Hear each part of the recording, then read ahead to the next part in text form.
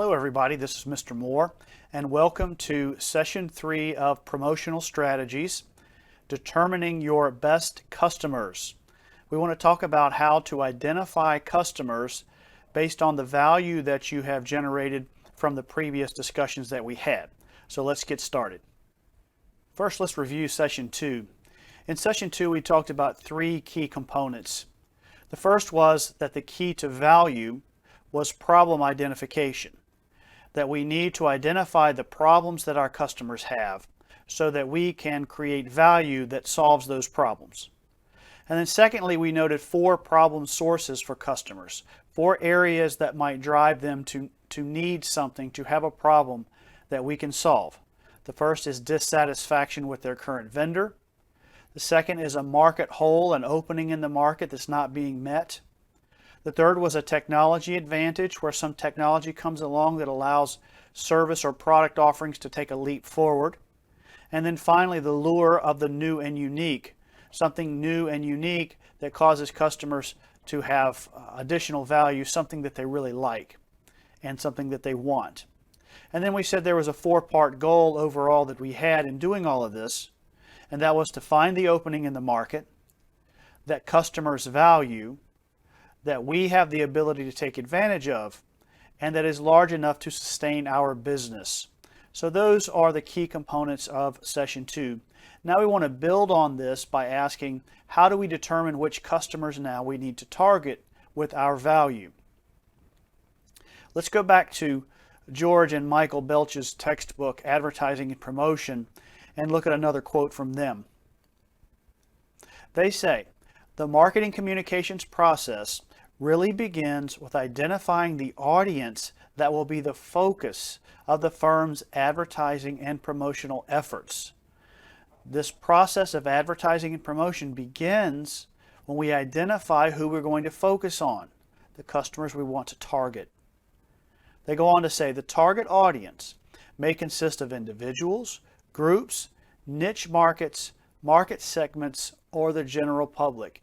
There are all these kinds of options for you to focus on with the value that your business creates. Well, let's talk a little bit more about what a target market is. What is a target market? Well, it's very simple. A target market is a specific section of customers you believe will recognize your value. It's a subset or a smaller group. It's not every single customer. One of the big mistakes that companies make is when they go after new accounts or new customers or new consumers, new buyers, they go after everybody. But you can't go after everybody efficiently. That really doesn't work, so you have to target. So a target market is that group you say that these guys and gals are going to recognize the value that I'm trying to bring. I need to focus on them. And then they become the target of your advertising and promotions, hence the name target market. So I want to give you 4 ways you can break down your market, break it up, and be able to target individuals or groups or niches. The first is by geography. You may find that you need to identify where these customers are going to be located relative to you. Maybe it's the entire U.S., maybe it's a particular state, maybe it's a city. I live in the Charleston market. You could focus on the Charleston, South Carolina market overall, which is a pretty big area. Or you might focus on the Somerville area, a small city in the Charleston market. Or you might focus on the Nexton area, which is a smaller section even of the Somerville market. That's by geography. But we also have demographics. Demographics are really a way to break up customers based on things like their age, their gender, their race, their family size, their life stage. These are all categories of people who may or may not want your product. An example might be a middle-aged man, 40 to 45, black, married with 2 teenage children. So this kind of describes a type of customer that might be interested in your product. Thirdly, we have psychographics. Psychographics. And this really has to do with things like the social class, the lifestyle, the personality, the values of your customers.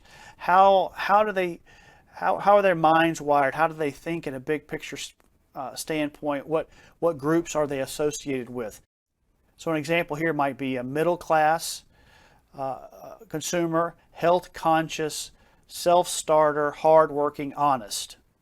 You're trying to define the type of customer that's going to be interested in whatever value you're trying to bring. And then finally, one that I call buying mentality. Buying mentality. And what I've noticed over the years is there are just ways that customers think about buying, ways that they prioritize what they're going to buy and how they're going to buy. That's very important. How they prioritize price. Are they cheap, or do they seek the maximum value for the dollar, or do they want the best of everything? How do they think about buying? If you're, for example, if you're selling high-end, let's say cabinets, just picking something. Well, you might have someone who's demographically fits. You might have an older man or woman with plenty of money living in a nice neighborhood. But those people may still think about purchases very cheaply. So even though demographically they fit what you might want, their buying mentality is not at all what you want. You want somebody who wants the best, who wants the highest end of everything, that doesn't choose things based on whether or not they're cheap. Do you see what I'm trying to get at there? So those are the 4 ways to segment, and they sort of can overlap.